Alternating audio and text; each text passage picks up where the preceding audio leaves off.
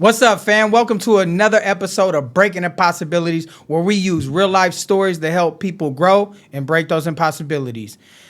We have a special guest today. There is no need for no intro because he's going to lay it all on the line. He's going to tell us exactly how he broke those impossibilities, he grew, and he became the best version of himself. We have my man right now, Mr. Tru Lanez. All right, man. What's going on? How's it good? It's good to be here, man. Good to be here. Man, so tell me a little bit about where you at today. Like, what are some of the things that you're doing within the community, man, to help other people grow and break those impossibilities? Right now, I'm just reaching out to a lot of people by starting my own resource service.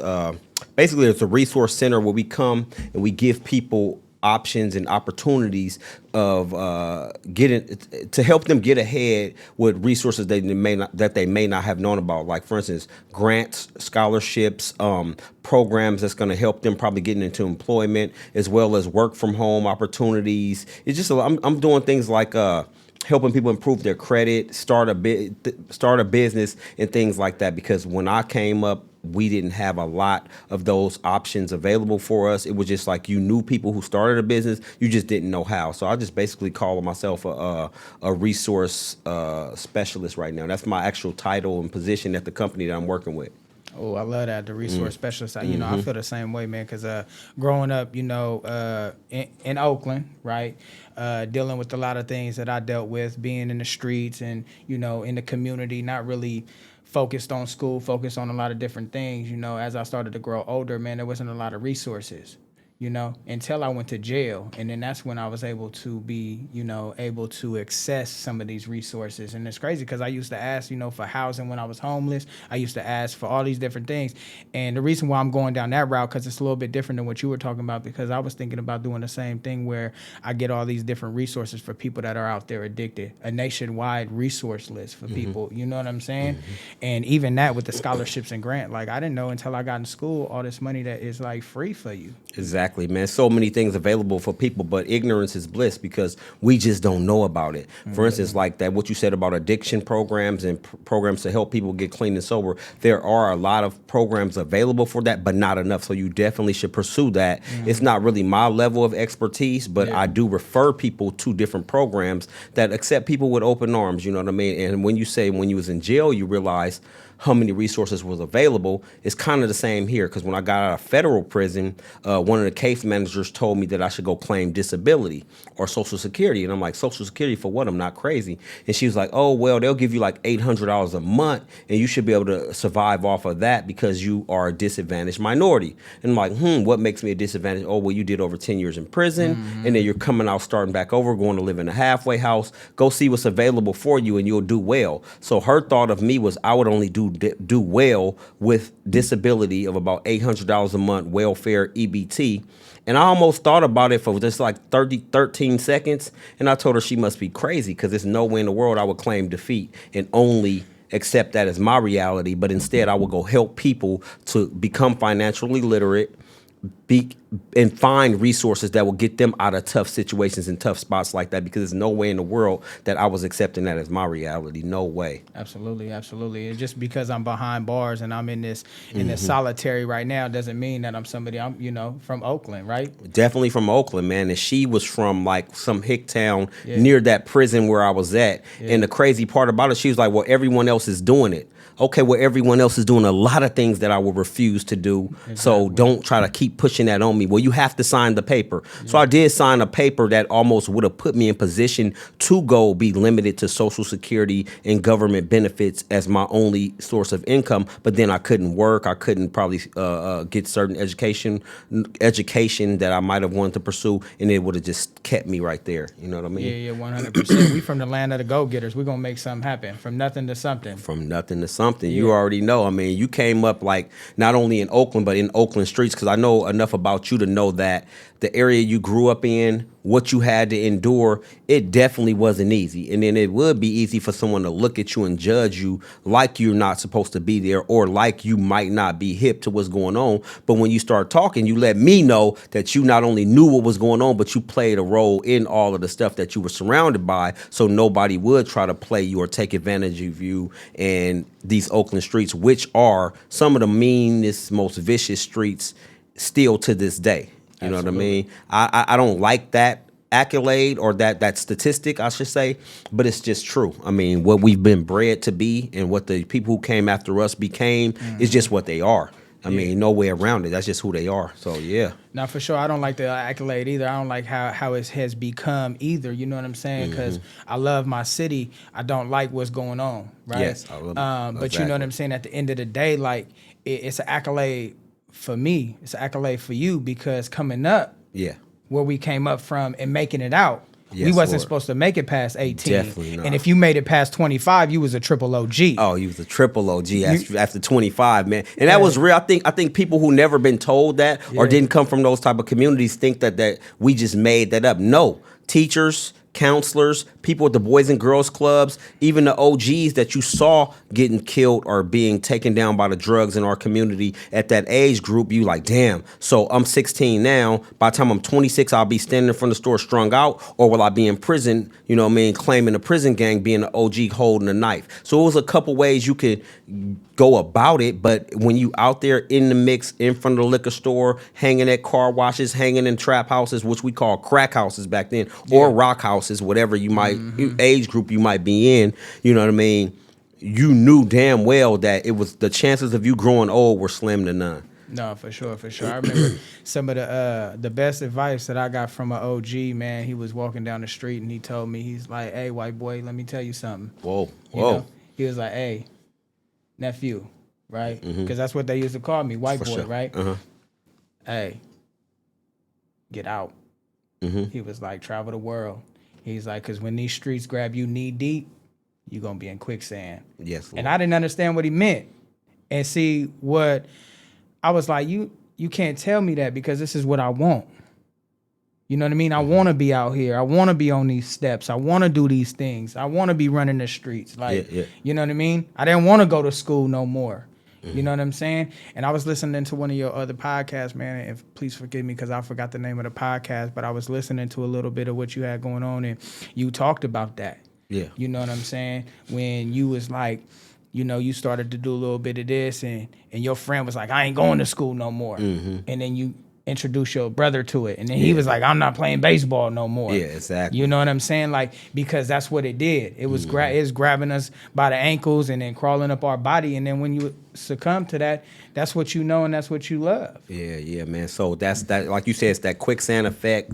Some people call it crab in the bucket effect, but I won't look at it as a crab in the bucket effect because I actually wanted my little brother to win. Actually, if you're going to come into this, do right, get you some money, and then get to where you want to be and move on. So I didn't want to just bring him in it for failure, which would have happened no matter what had he stayed in it. See, he was smart enough to get up out of it at a time when he saw the transitioning of like people like glamorizing the downfall of the people who were in it. Like, for instance, like it became a time where it's like, oh, well, this person didn't tell he had to do what he had to do. Wait a minute, you mean you got your own friend or family member set up, and that's not considered a bad thing? He did what he had to do, and now we look 25 years later, it's a common thing to just say, if I get in trouble, I don't care what you say or what my mama say or my girl say, I'm gonna point the finger at somebody else to get myself out of trouble. And it became so much of a norm that anybody that's trying to take chances with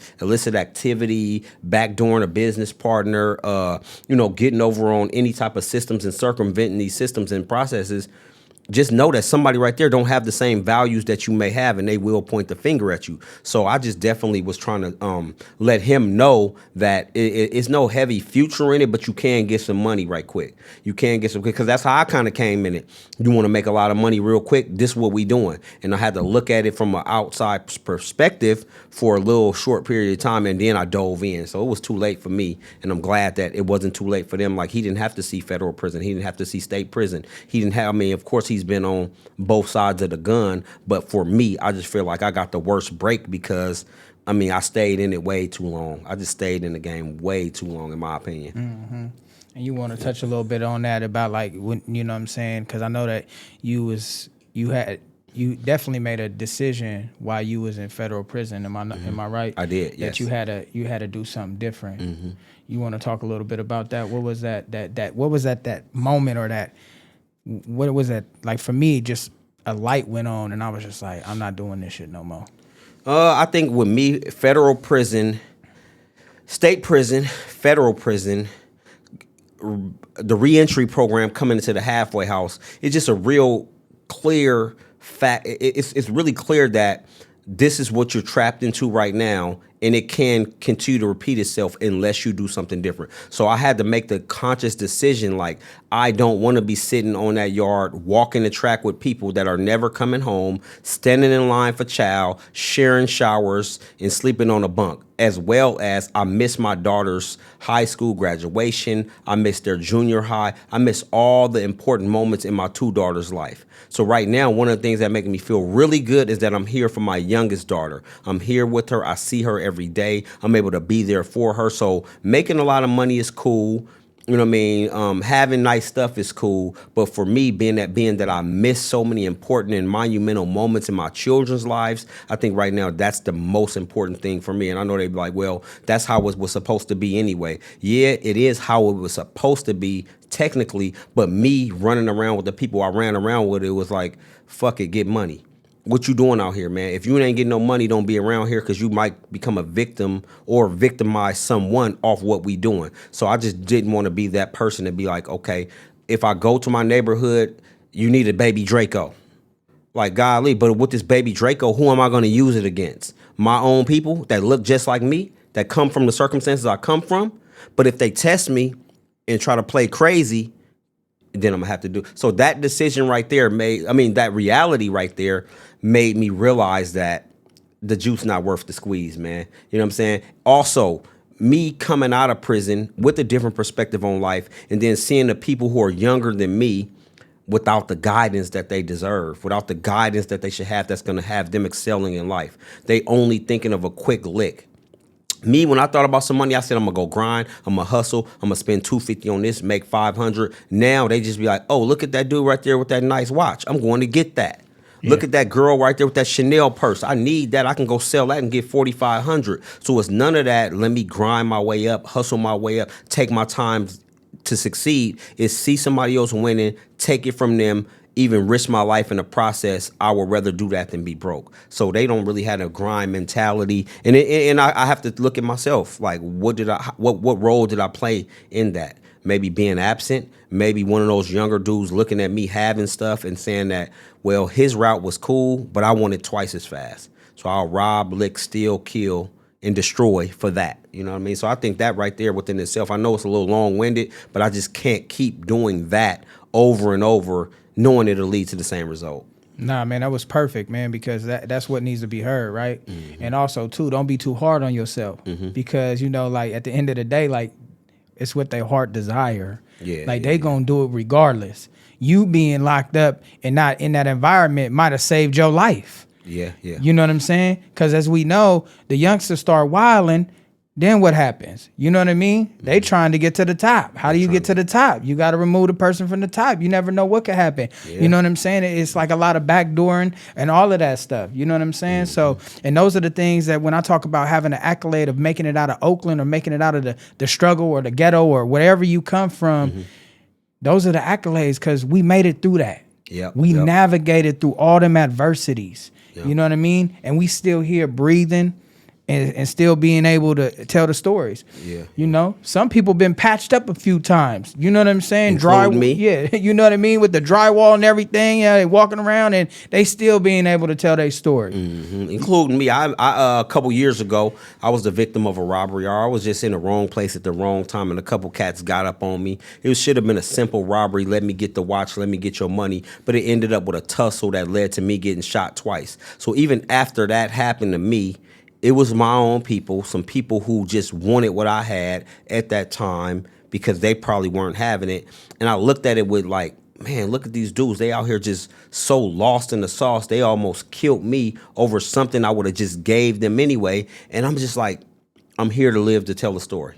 So let me tell a story and just bring awareness to what's going on around us, because obviously they don't have no guidance. They don't have no OGs, which stopped a while back. These younger men talking about, I ain't got no OGs. It's just what I do or nothing. And then I definitely overcame that, and I'm still not even mad. I'm not even mad at that right now, because I realized that they're going to have to learn the way that they learned just like I did. I mean, unfortunately for me, I'm still here, patched up a little bit, but I'm still here to tell the story, and I just want to inspire somebody else to do something different if I can. You know what I mean? Mm-hmm. Nah, man, praise God, man. Thank you, for sure. Man, those be the times,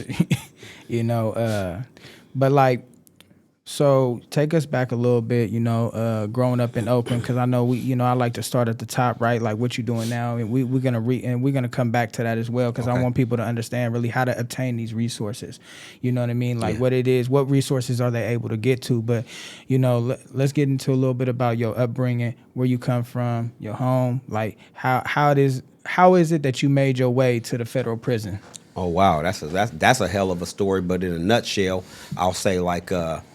I grew up in East Oakland, middle class family, parents married. They did everything they can do to try to ensure that we had a life that they possibly didn't have, being that they came from down south. So, our community, it starts shifting late 70s, early 80s. And we didn't live smack dead in the middle of it, but we lived close enough to it to be exposed to that, like at school, going around the church. Like when you go around your community, you see what's going on. So I mean, everything was cool. We didn't struggle. We did well. However, it's just like a lot of my friends struggled. A lot of my friends were on welfare and government assistance, and they didn't have food at their house. They didn't get new clothes. They didn't get new shoes. And I'm like, wait a minute, we have clothes, shoes, whatever we need. And then like a pair of my old shoes to one of my friends were just so great and so amazing. And I didn't believe it should be that way. So I come to find out that his mom was on some of the same drugs that had invaded our community. So that could have been part of the reason why they didn't have a lot of resources and money and stuff like that. But still in all, since he's my friend, I'm thinking like, what can we do to get some more money? He like, well, down at the car wash, they hustling, they get into it. And, I'm like, what they doing? Let's go see. So we just go over there and see that. And we watching what they doing, and all they doing is handing off stuff, collecting money. It looked pretty easy on the outside looking in, but little did we know that was the thing that became some of the worst stuff that happened to Oakland and so many communities in America, but we still chose to jump in. So initially it was more like, okay, if we can make 200 or 300, then y'all can have food every day. You can buy some school clothes. We'll be fine. But it turned into a full-time job, especially for him, because he quit school for it. Me, I had to be home by the time the street lights went on, so I was only make a few hundred here, a few hundred there to be able to trap, hustle, whatever, without my parents finding out. But it didn't take that much time for them to find out because, of course, a kid at 11, 12 years old coming in the house with $500 in that day and age was a problem. Like, wait a minute, where'd you get this money from, and why do you have a pager? So my dad was a no-nonsense kind of guy, and he was like, listen, you're not doing that here. Yeah. I'm not going to lose my house and everything I have on account of you being out here doing dumb shit. You got to go. So I end up moving out into, first it was like one of those weekly hotel rooms. It's like $15 a day, $20 a day.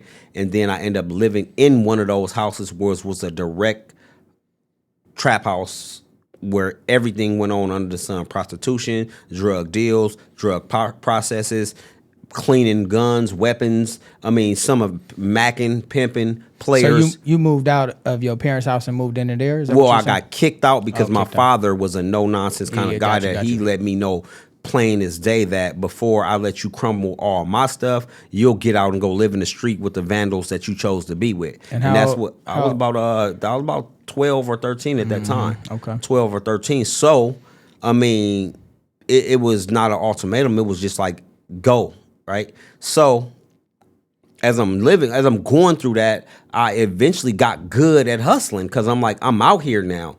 Some people said it was by choice. Like, well, you could have stayed home, lived the life of a normal 13-year-old kid and did what all 13-year-old kids were doing. No, all 13-year-old kids in our community wasn't doing that. I just said that most 13-year-old kids in that community didn't know where their next meal was coming from. All of their food came from the corner market. When you walk into the meat market, it has that stink smell to it. I mean, this is all they're getting. They don't get to go to Andronico's. They don't get to go to the luxury grocery stores. They go to the corner market, and that's it. Now, my parents, they went shopping in Berkeley, They was shopping at, higher end grocery stores. We didn't have no food stamps. We didn't have any of that. So I felt like we were at an unfair disadvantage, not really understanding economics like I thought I did. But honestly, the way that system is set up, I believe it was by design. But I couldn't see that far. So I ended up getting pretty cool at a young age at hustling. And before you know it, I had $5,000-$10,000, buying my own car, found my own plug. Now I'm serving some of my homies that started with me, which came with this own set of issues too. Like, wait a minute, we started together and you really don't have to do this, but now we have to buy from you. We don't like that. So I had a couple incidents where, some people I knew told some other guys they knew that they thought we were doing more than we probably were. And they, set us up and did a little home invasion, a little fake home invasion. Mind you, this is 1991. 1991, 92. So being on that side of a home invasion way back then as a kid, it kind of made me numb and feel a certain way about certain things and certain people, not really trusting people, not forthcoming. And I hold a lot of things close to my chest because sometimes saying less will save your life. You know what I mean? Showing less will save your life. But then I also don't believe you should be a prisoner in your own community. You shouldn't be a prisoner to your own success. You know what I mean? Because when you succeed, you should be able to enjoy that. But if you're around a bunch of people who are not succeeding, then, of course, you become the target. You know what I mean? You look like a steak in front of a hungry dog. You look like a plate to a person that probably haven't even sat at a table in years and years. So that was one of the things. So, that led one thing to another. And, of course, it don't come without trouble. The police started looking as well as the guys you hustling with, going to juvenile hall a couple times, overcoming that. About 20 years old, catching a semi big case but having enough money for a lawyer got me out of that because, I was able to do like 3 years in the state prison, which was half time. So I got up out of that and right back to hustling, right back to hustling because I figured the money I was making could get me out of any problem that I would have. And it was working until the feds came, and it was just like, oh, no. We don't work like that necessarily. We have mandatory minimums, and we have a guideline system. And for what we're saying you did, it carries like 10 to life. So just hold on to that. Yeah, you know what I mean? Hold on to that. You at least doing 60 months. Yeah, you're going to do 60 months. And that's what, no downward departures, no proffers, no 5K ones, none of that. We let you out and just show us what you got. None of that stuff. It's just like, this what it is, man. Hold on to that. Straight up. When the suit's coming, you for sure sitting down for 5. And as they say, normally when they come, they have enough on you to give you something. Yeah, you guilty already. Yeah. So. I like what you said though. When you said growing up in that, I deal with the same thing. I have a hard time trusting people. Mm-hmm. I have a hard time with sharing information. But then I also have a hard time is when I don't share that information or share those ideas that it's already been somebody else is sharing that information. And I'm like, damn, I had the same idea. Right? You know what I'm saying? Because it's like I don't want somebody to steal my idea or I don't trust because of the backdoor situations or, you get that like where it's like, I really don't know. Like, can I trust this person? Mm-hmm. You know what I'm saying? Yep. So it's like, but now in the arena that we in now, it's like, nah, man, like you still got to be careful. But at the same time, it's positive vibes. Yes. You know what I mean? It's called networking, putting yourself out there, talking. It's going against everything that, what I was taught, right? If we networking in silence. We, our movements is the action, our action is the movements, and that's what's speaking for it. You know what I mean? We talking to certain people, we doing certain things. But hey man, let me holler at him real quick. I need you to step out. You know what I'm saying? But now it's different. It's like, nah, let's not gatekeep this information. Let's everybody eat. Let's all talk about this, right? And so I like what you said. It's not being a prisoner of your own success. Oh yeah. I mean, so many things around us that keeps us limited. For instance, like being the smartest one in your crew, leaving no room for growth. or probably not even expanding your mindset. Like everybody's saying that mindset is a scam. Oh, you're working on your mindset. That's a scam. Or why do you think that that's going to change your dynamics? How are we going to get to the money? First of all, with the mindset that you have, you're not going to get to the money because you have so many defeatist thoughts and so many things that are working against you that you say one thing, but your thought process is another thing. And then before you can be successful, you've already tricked yourself out of your success. So it's a couple things that can happen. You can be a prisoner to your success. You can get tricked out of your success. You can also try to trick other people out of their success. That's why they say, don't give everybody your ideas. Sometimes I had to learn, don't give everybody your ideas. I had about 3 people throughout my life that took an idea I gave them and ran off with it, succeeded, and achieved financial success. But then other end of that is that mentally they probably failed. Relationships probably failed. The true person who they really were reared its head, and it showed that, wow, I made money off an idea that wasn't mine, but so many other things about me took that away from me. But I didn't even understand why, because you never worked on your mindset. You never got to know who you really were. You never got a why. You only saw the money that you can make from it. You know what I mean? And unfortunately, a couple of those things were from illicit activity. But when I came to business and legitimate activity, giving somebody your idea, letting them run off with it, claim it as their own, and then still see them fail, I can't even say I was happy for their failure. However, it just could have been done a lot differently, man. So my trust issues run deep, but it came from them streets of Oakland, man. Let me tell you, man, them streets of Oakland, man, to me are raising scholars, especially in our era. You know what I mean? If you were willing to listen and learn from somebody that been through what you're trying to get to, you definitely could learn a valuable lesson, more valuable than a professor, more valuable than a preacher. Nothing against preachers. I love ministers. I love people that speak the word of God. And if you're genuine about that, we together. But if not, and you a slick crook that's in it for the money and financial gain and personal gain and want people to believe in you, then I'm not with that. But people who are in it for the right reasons will succeed no matter what. I mean, it's almost impossible for not succeed. Now, they say, well, I didn't make $10 million, but do you need anything? Are you starving and struggling? Do your children go to the schools that you want them to go to? I mean, if that's all the case, then maybe you don't need $10 million.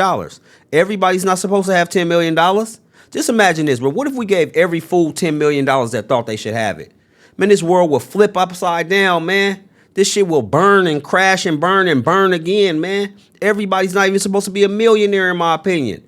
No, that's not hating, and I don't want to hold nobody down, but the most successful people need to be successful, so the people who are not as successful have to play their position, know what they need to do to get where they need to go, and still achieve whatever it is that that's going to get them through. You know what I mean? Just like trying to give a fool a message that turns into an argument. You're going to just look like the fool too, because you're going to be going back and forth with the person that's not going to get it anyway. So a lot of times lately, I've been letting fools be exactly who they are, a fool. You know what I mean? I tried, but you want to be a fool? Stay over there with that foolishness, man. Stay over there, man. Straight up, man. We on another level. You know? We walking a different tone. These heels is clicking to a different beat. Yes, indeed. And you know what I was thinking too, man? This is not funny, but I smiled about it when they told me you was from Oakland and they told me what area you was from. I said, man, I know that area, man. And I never saw him over there, whatever the case may be. And then I had to check myself because I was removed. I had to get out of that, man. Once I start doing certain stuff, man, and having things my way, man. I mean, a car following me all of a sudden. I go through your area, man, like that, man, and I'm looking at them dudes in front of them stores on Cortland and Congress, man, and they looking, man. Actually, my brother, man, he was at the car wash 76 on Mecker, carjacked. It wasn't even nighttime that 2 dudes come up on him, take the 745. So you know how long ago that was. He had the brand new 745, 2003, 2004. But my point is that they told me you was from there, and my question was like, how did he make it through that? That was my real question, bro. And I didn't tell you that, but I was thinking myself, how did you make it through that? So I need you to tell me real quick, how did you make it through that? Hey, man, I got up out the area. Okay. Yeah. Okay. Yeah, I had to, you know what I mean? I had to, make some shifts, man. I was homeless, man, at 13 years old. Wow. You know what I'm saying? And as you know, right, growing up in Oakland is hard. Whew. Growing up in Oakland as a white boy is even harder. Oh. So those are the things. Like I got a lot of love. I got a lot of, you know what I'm saying? I got a lot of love growing up, you know, because of my hoop skills, right? I Okay. would play basketball and sports and all of that. Like I probably had more problems with the females than I did with the dudes, you know what I'm saying? And they come to realize they just like me, you know what I'm saying? And but I just homeless at 13 years old, man, and grinding, you know, right across the street from Brookdale Park. I was on them steps. I know where. You know, and you know, at first I got into, you know, a lot of, you know, growing up with the kids in there, and you know, they kind of get mad because I didn't volunteer for the Fairfax and High Street bid. You know, you go down there and you damn near catching the Rico or automatically. Oh yeah. Why I got to come down there on the corner? I could just come out my front door, sit on my porch, and get the same kind of money. And everybody already know me. So, you know, some people was a little upset with that, you know, as they should, you know. But at the end of the day, like, man, we all grew up together, you know, kind of made it out of a struggling war, you know. But, you know, Pops had to send me away. Okay. You know, Pops sent me away. My mom was in prison. My dad just got clean. I was like, you know, from 13 to about 18, 19, you know what I'm saying? Pops sent me away. He was like, nah, you know, I had a no-nonsense Pops too, but for a long time, he was, you know, drinking and drugging just like my mom's and stuff. But when he got clean and sober when I was 12, I was already off the porch. I went and stayed with him before that and on 66 and Mac, right across the street from the cemetery. And was staying in the Brown apartments and going to King Estates. Okay, I went to King. Yeah, I went to King. Yeah, because you said you went to Castlemont, so I figured you know you was King in Estates, that. Yeah, so I went to King, and while I was at King Estates, you know, when I was living with my dad, that's when I was like, I started to do really well in school. Okay, I had already felt the 7th grade twice. Whoa. You know what I'm saying? Not because I wasn't doing the work, not because I didn't know how to do the work. It's because I wasn't doing the work, right? I knew how to do the work. I knew how to do math. I knew how to do all that. But I was out chasing the honeys and playing basketball. You know what I'm saying? I was in the gym most of the time, you know. But at the end of the day, like when all of that happened, and that's when I was first introduced to crack. My little homie from, my little partner from 7-7, Holly, he came to school and he was like, hey, bro, look. He showed me a rock, you know, he showed me a 20 piece and he like, give me $5, you can sell this for 20. Wow. Yeah. And I'm like, I gave him my lunch money, huh? I'm about to, you know, I went to High Street, sold that, you know, and then started selling weed, you know, and then my one partner came back, you know, rest in peace, went stunner, but you know, he came back from Utah one time, visiting my other brother that was out there, and you know, he kind of told me, he was like, "Man, you gotta stop selling this weed. This where the real money at." And I was like, "Man, I've been trying to get on that, but ain't nobody trying to sell me no bundle. They trying to keep me on. They trying to keep me. The OGs trying to keep me down. They nah, stay with the weed, you know." And he was like, "Nah." So $25 got me my first solid. We busted that down, made 50, and then we kept going and going and going. You know what I'm saying? And you know, 22s, 38s at 13, 14, 15 years old, man, you know, you got these things, and then, you know, here come the violence. You know, people mad at you. Yeah. You know? Oh, this white boy, he ain't gonna be making this, he ain't gonna be making that. You know what I'm saying? Like, what's this, what's that, you know? And then, you know, it was a big thing, you know. And Pops, when he got clean, man, you know, he came to me crying, man. He was like, my mom was asking me to leave. I was like, I ain't going nowhere. I'm not running. You know what I'm saying? But you ain't got nowhere to live. You like sleeping in the park and people coming for you. You know what I'm saying? And this is the first time I really ever shared this transparency. Oh yeah. You know, apparently, you know, and because you know, there's a lot of you know, thoughts about it too. Like, damn, I dipped, I bounced, I ran. You know what I'm saying? But Pops came to me crying. He was like, I need you to go. He was like, I changed. I stopped drinking. I stopped doing all this. Can you just go somewhere else and give yourself a chance? Wow. And then I shot out to Utah. Okay. That is a good distance that's a distance and a difference from Oakland. That was a motherfucking culture shock. A culture shock. And I ain't never seen so many white people like in my life. You was like a star though there, right? With the game you had, with the information you went there with. Come on now, man. You was like a star out there. Utah from Oakland. I'm like, whoa, because I moved out of Oakland for a while when I was a teenager, and I felt like a star where I moved to. And I was like, damn, but Utah? They took you all the way to Utah? Yeah. Man, I mean. I got my own apartment out there. Wow. Was able to get my own apartment, get a job. But the problem was I brought Oakland with me. Okay. Okay. That mentality. You could take me out the hood, but you can't take the hood out of me. Mm-hmm. So when I went to Utah, you know, I ain't never seen so many white people in my life, and people like they don't understand what I'm saying. Yeah. They don't. They look at me like they think it's funny because I'm white, but they not understanding that like I'm for real. Mm-hmm. Like the only white people I really seen was my family. Exactly. You know what I'm saying? Right. Yeah. Yeah. And so I go out there and, you know, I deal with a lot of racist stuff, you know, because of the way I walk, the way I talk. Yeah. Like it ain't nothing to amount to, you know, what black people have dealt with. But like, you know, I was getting it really bad out there. Yeah. Yeah. You know what I'm saying? And then I clicked up with my partner from New Orleans, the Third Ward, you know. He from the Melphamine Projects. And we just started running out there. Start running around. I opened up shop out there. Easily too. Man, you know, I started, you know, but then when I was in Oakland too, I developed a habit. Okay. You know, I was developing a habit of smoking weed, drinking ecstasy, and then I was introduced to cocaine. Yeah.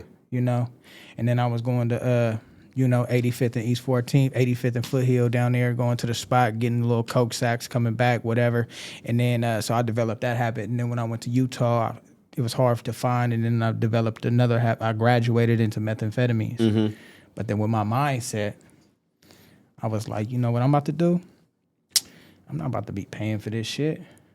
They about to be paying for this shit. Oh yeah. Oh yeah. Drop me a bundle. This is what we smoking and this is what we selling. That didn't go too well.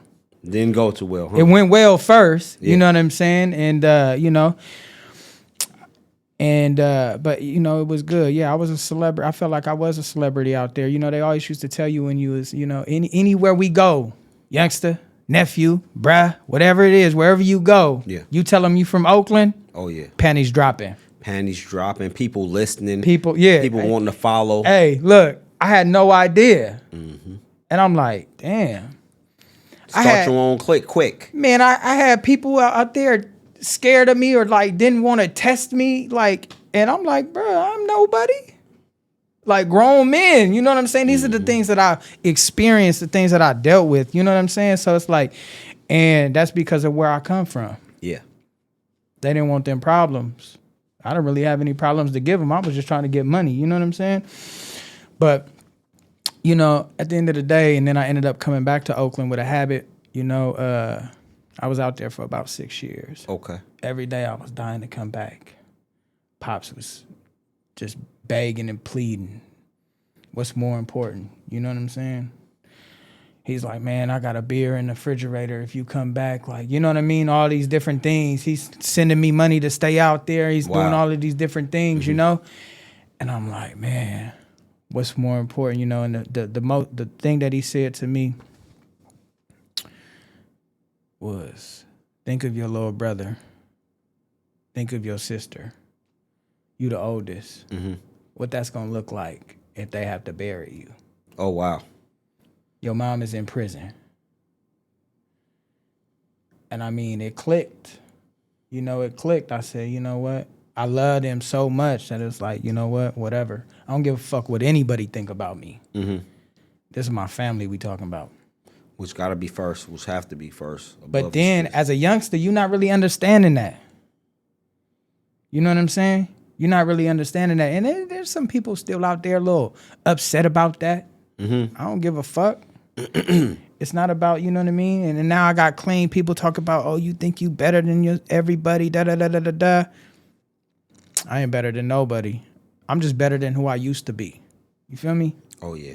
Like, I'm not trying to be better than you or trying to be better than them or trying to be better than her or I'm just not trying to shoot dope, go back to jail, and lose everything I worked for. I mean, that's so easy to do because, again, if you just don't change, nothing will change because here it is that so many people are just stuck where they are, like using drugs, dealing drugs, whatever it might be. I mean, making those decisions as a young man are so much different than making them as an adult because for number one, as a young man, you kind of have a little bit of time to get it right, to kind of like trial and error.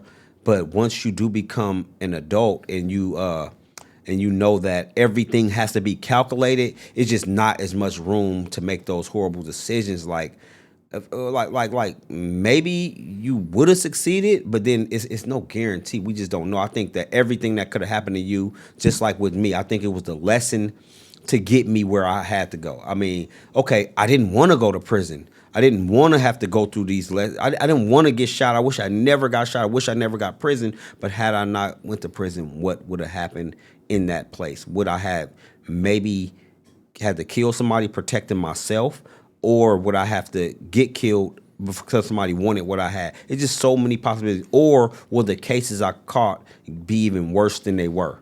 You know what I mean? I can't be what if and however. It's just like it's still what shaped me to be who I am and get here today and make my decisions a different way. Look at everything objectively. It's not just a one way, it's not one method. Like, oh, the only way that you're gonna succeed is if you do that. It just does not work that much. It's a journey with all different types of roads to take. All type of different paths. Roads, paths, so much technology, so many resources like we talked about earlier, that it's just no way that you have to accept what somebody else tells you is your reality. You just don't have to do that at all. And I love that you said that. And you know what come to my mind is because I always ask this, and I always tell people, man, if there was, one thing that I would change, what would it been? And lately, what I've been telling people is I wish I'd have went to the military. But I was so afraid to die. But then you play the tape back, and you rewind them moments when I'm sitting on High Street in Virginia, or sitting at the park at Brookdale, and I'm sitting there, and people hop out the car and they like this far away from me, aimed up, and I don't know how I didn't get hit, but I got out of there. Or I'm at the store on Fairfax and he about 3 feet behind me, letting loose. I don't know how I didn't get hit that time either. Yep. You know what I'm saying? Like, I mean, absolutely should have been on the floor. Yeah, both times. Yep. My uncle told me one time, he was like, man, the rifle jammed on him. Wow. And I was like, wow. He said, you was gone. That was like the front line right there. And my uncle was a vet. You know what I'm saying? He was like, you was gone. And so those are the things. It's like, I was so afraid to die, but I had no problem with stepping out there naked though, with nothing at times. Like it was all good on Front Street, right? Because I had to get that money. But then I was afraid to go to the military because I was afraid to die. But what would have happened was I would have been trained. I would have been able to do what I was doing and not been able to have to worry about the police. I would have got some structure because eventually I ended up going to jail getting some structure. Oh, yeah. I ended up learning how to. Involuntarily, yeah. You know what I'm saying? Like I would have changed that. But then would I have changed that? Would I be who I am today? Am I okay with who I am today? Absolutely, I'm okay with who I am today. You know what I mean? Because when I came back in 2012, moms didn't even think I was coming back. And I surprised her. The look on her face was just like, that was my everything. She was my everything. And then she passed away 1 year later when I came back. She died in Highland Hospital's parking lot. What? Before she could even make it inside? She had an appointment that she really didn't even have to come to find out. She thought she had an appointment and she was gone, And, thing is that like somebody was talking about hope yesterday. And all the time I be thinking like, man, I hope my mama see me. Oh yeah, she does. Yeah, she do. But it's like, I want to hear her voice, right? I want to hear that. I'm proud of you because the last thing I heard, she was disappointed in. You know what I mean? And who I was, what I became, and all of these different things. And so when I was able to, make this change, I prayed to her when I was in jail. I went from Rita to Marin County, and I was like, man, please give me this program. I promise I'm going to do everything different. And I ain't never looked back, So like for you, if there was one thing that you would be able to change looking back, is there anything that you would have changed? I don't like to look at things like that, but if it was one thing that I could change, I mean, I would rather not go through that prison system for as extensive of a time as I did. However, I can't say that because my choices were only leading towards prison or jail, prison or death. You know what I mean? So, but one thing I just would, oh my God, I just would rather have been there for my children. I would rather have been there for those girls, man. They needed me in so many times, in so many instances. But other than that, I mean, again, it just to me was like the school of hard knocks or the most abstract university you can go to, because I mean, learning lessons from an OG that's never coming home from prison, I don't know how much more value you can get from a person when you look in their eyes and they're in acceptance of dying inside of a prison for a dumb decision they made, or a decision that they made impulsively, or looking at a plug in the eyes that controls your fate, that you think is here only for your personal gain. But hearing somebody tell you, yeah, man, I'm glad everything's working out for us because your people still live here, there, and there, don't they? Letting me know basically that you can make a dumb decision if you want to, but you probably will end up regretting it because we have your whole family on the hook. So it's really not as fun as you think it is when you put it in. When I put it in hindsight, it's like, how did I learn that these dudes take loyalty over everything? So it wasn't no, I can tell on them and get away with it. Okay, you told on this person and you got him out the way, but these other people that come with him, we're going to make life so bad for you. Or you backdoor and, came back to the house that we showed you when nobody was there and everything came up missing and we know it was you. And then all of a sudden the consequences of something like that. So those lessons of loyalty, honor, respect, standing on your own 2 feet, math. I became a mathematician from the streets, not from a professor in college that makes $45,000 a year. Me learning math in the magnitude that I did, I feel like was from that. I mean, yeah, sounds crazy. You know what I mean? Women, I did learn that I wasn't the best in relationships. I learned that I probably, have problems with affection and being emotional and expressing my thoughts and my feelings to women. But we didn't do that where I came from. It was always suffer in silence. It was always, figure it out and then go in front of your girl. Don't go in front of your girl crying. Don't go in front of your girl complaining. Mm-hmm. So I just learned that, I used a lot of my stuff from the streets and a lot of stuff that was just coming to me from being around OGs. Because I did have OGs. I had OGs. They was married. Some of them were married with mistresses. Some of them were married and faithful. But I saw all aspects of that. I saw my parents happily married, which are still married to this day. You know what I mean? No relationship class, psychology class. I don't think I could have got the same thing from that. However, I just try not to live in regrets or what would I change because the person who I am today, I'm able to get somebody to make a difference in their life and do something and not have to travel the path that I travel. So that means more than anything to me. 1,000%, 1,000%, and the same thing for me too. Is like all these things I think about, all these different things that I could have did. Stayed in school, I could have went to Castlemont. What would have happened? But what would have happened if I would have did all of them things? I probably wouldn't even be here talking to you. Probably not. You know what I'm saying? Like everything happens for a reason. Mm-hmm. You know what I'm saying? You had to do that time because it probably prolonged your time with your girls. I think so, yeah. You know what I'm saying? Like for me, it's like because that's just the reality of everything that we grew up doing. Yeah. You know what I mean? And I think that's important that we, if anybody out there doubting that they could have did something differently, don't doubt yourself, man. Just continue to keep pushing forward, putting your foot forward in the best place possible, because you're going to continue to keep growing each and every day, no matter what it is. You know what I'm saying? And, so I know that you're doing a lot in the community right now. You talked a little bit about the resources and stuff. So like, let's shoot some of the game. Like what kind of the resources you talking about? Scholarships, grants, like what can really, if I'm a student or I'm somebody, what can I do to really, being able to capitalize on some of the resources that you're trying to put together? Well, right now, I mean, a lot of resources are like community based. Mm-hmm. A lot of them are regional. Some of them are government. So right now, most people in America, if you work and you have some type of income, but you want to try to transition to make more money, it's grants for that, to like training programs. So it's so many grants for training programs, so many scholarships for people who may want to start at a community college and take something as small as a physical education program or a culinary program. So each person is probably entitled, if you know exactly where to look, to about 10 to 12,000 worth of grants per year. So what I do is I just point people in the direction. So in Oakland, the Bay Area, for instance, they have, like, of course, housing resources. They have resources to help people pay rent, small bills and stuff like that. But then also on a business level, you can get a grant to help start your business, scale your business. I even saw some recently marketing grants.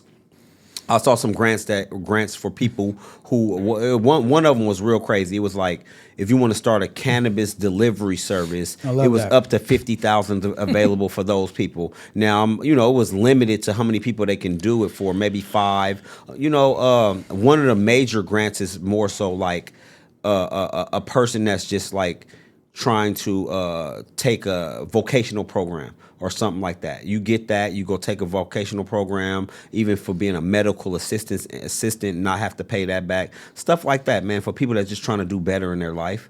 You know what I mean? Yeah, I just got a shout out to what is it, the HCAI. I just got a scholarship, man, to finish my sociology degree.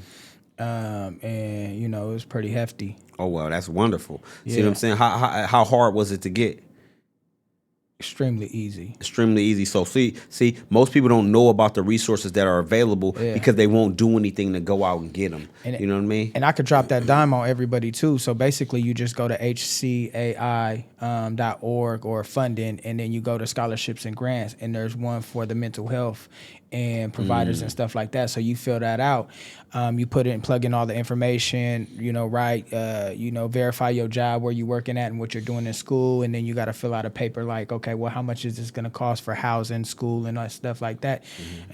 They broke off 35 bands. Oh, wow. That's amazing, man. That's amazing because that's going to further your education and put you in a position where you can get further in your career. And then, like you just gave the dime out, you'll be able to help somebody else with that resources. Like mental health grants are they're plentiful right now because mental health is on such of a rise. People that are displaced, like right now, a lot of people that are displaced are kind of choosing it because they won't go after the resources that are available, but they are attempting to get people off of the streets, or people that are sleeping in cars, or people that are even in shelters. They're attempting to get those people in better positions if you follow the procedure. There is a procedure to it. They're not giving away nothing for free. No. There's definitely a procedure to it. What I gotta do is I gotta get my AA in sociology, and then I got a 1 year service provider, which is easy because I'm already inside of that field working in a mobile crisis unit, delivering services to people that are in the community, attempting to end their life, all this other stuff. So, I'm out in the community a lot, like a first responder. But then also the caveat to this is now I'm switching gears. I'm actually gonna I'm gonna continue in the mental health, but I'm about to study to become a nurse. Oh, wow. Yeah. So now, because this is something that I never thought I'd be able to do, right? They tell you it's impossible. Oh, yeah. And then I say, watch me. You know what I'm saying? Because now I'm about to become this nurse, right? Oh, yeah. And that's it, you know what I mean? It's like I got my hand in a lot of different pots, and sometimes that can get a lot of things not done, you know what I'm saying? But it's like I focus on certain things at certain times of the year, you know what I mean? Yeah, that's pretty good, man. That's really good, actually. You know what I mean? I still realize, and I've been in financial services for a while since I got out, so it's going on 10 years now, and I've been helping people who still don't know the importance of credit, the importance of starting their own business, and they don't know it's even resources available for that. So say, for instance, you don't have a lot of money to fix your credit. I mean, it's ways you can do it for the minimal cost. So, I mean, just coming around and being around people with resources that can just point you in the right direction. No, I'm not going to do it for you. However, if I show you how to do it and give you a guide to do it on your own, and all you have to do is take the steps, then here it is. You can go from not having anything into 3 to 6 months later having a car, having a place to stay,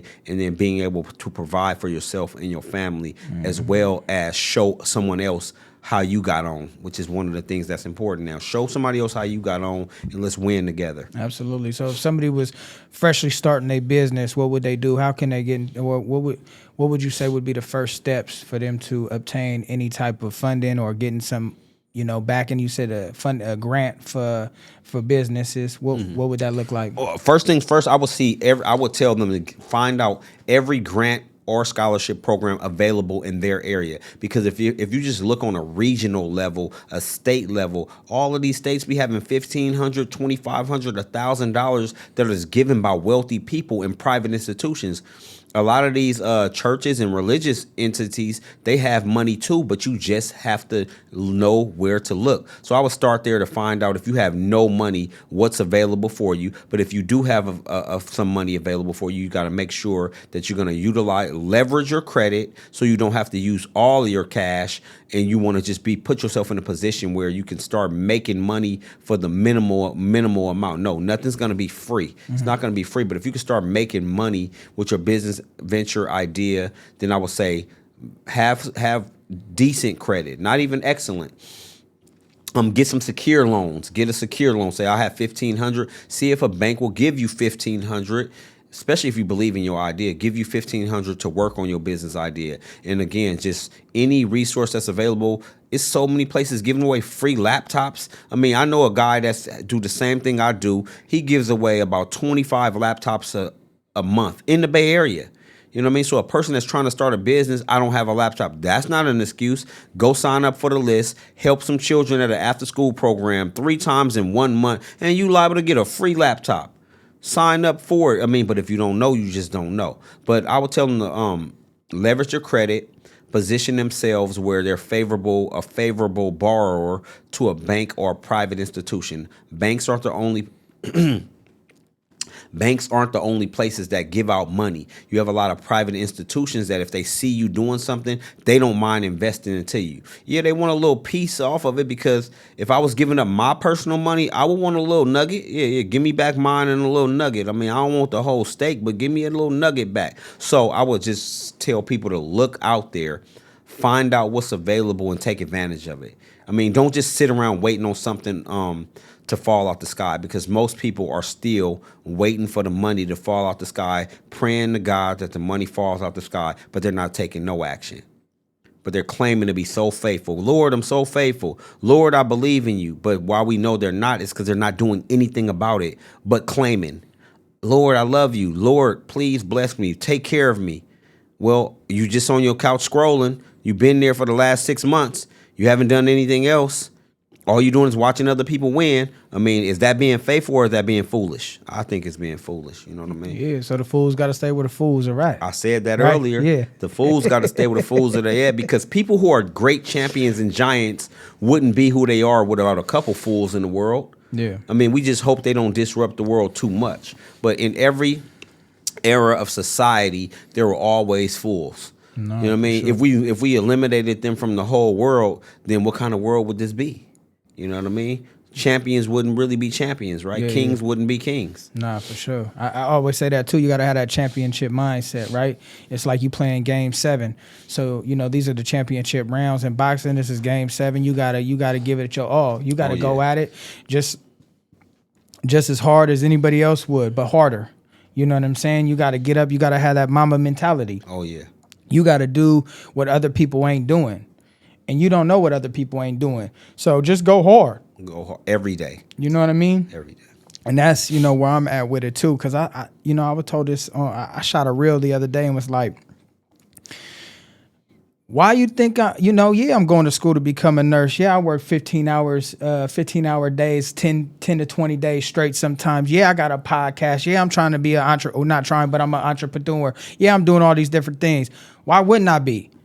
I was doing all these other things when I was shooting dope. Oh, yeah. So, you know what I'm saying? Like, I'm definitely going to go hard for mine and my family. You know what I mean? That's how I went from homeless to homeowner. That's how I, became employed. That's how I've been able to shoot a podcast and do all these things, because I never gave up on myself and believing in myself. You know what I'm saying? Oh, yeah. So if somebody was trying to get in contact with you, my guy, how would they be able to get in contact with you for any resources or any coaching, if you have any of that available? I mean, I'm available on all social media platforms. My Instagram is Tru Lanez Way, or I can be reached at trulanezway100@gmail.com. I mean, I'm always available. Here it is. I'm from Oakland. I'm still active in my community. I do travel a lot. I mean, I started a community that's a resource community that's offering people a bunch of these resources that I spoke about and so many more because they come in so frequently, but they go as frequently too. So let me just say that if you see something that could possibly get you in a better position, you need to take advantage of it because nobody's going to wait around to give you something. I mean, they make these things available and then just as fast as they came, they can go away. So if you want to reach me, like I said, I'm on at Tru Lanez Way on Instagram, Tru Lane Brown on Facebook, and I'm always available, and I do respond to all my messages. Absolutely, man. I appreciate that. All that's going to be in the description down below. And, you know, I just want y'all to take this right here. I want to soak on it. I want you to just hold it like a sponge and really just sit on it and try to use this information to help you grow and break those impossibilities, because that's exactly what we do here at Breaking Impossibilities podcast. I want you to remember to believe in yourself, trust yourself, and love yourself because anything is possible. We out. Peace.